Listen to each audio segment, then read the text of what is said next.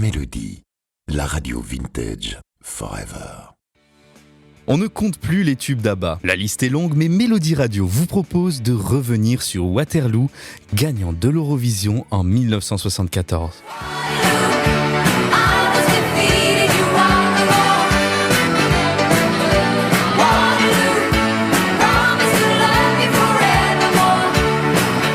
Benny Andersson, Björn Ulvaeus, Stig Andersson ont écrit la chanson Waterloo d'ABBA, sortie en mars 1974, spécialement pour le concours Eurovision. Dans un style europop, elle fait référence à la bataille de Waterloo que Napoléon a perdue en 1815. Mais la chanson parle surtout d'une femme qui renonce à lutter contre l'amour, tout comme Napoléon a dû se rendre. Fait amusant, le titre initial de la chanson devait être Honey Pie.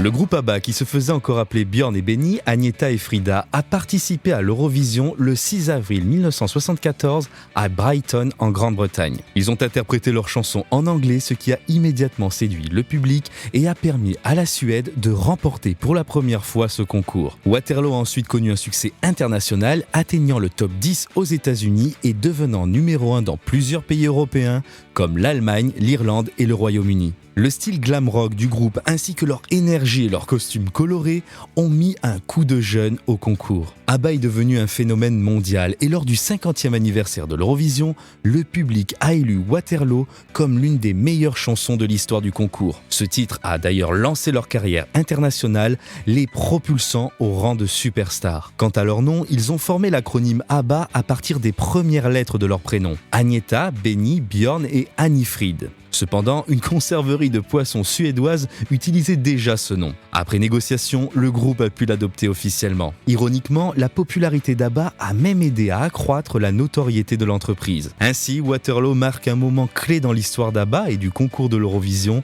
symbolisant à la fois la victoire d'un groupe audacieux et le début d'une carrière qui marquera la musique pop pendant des décennies.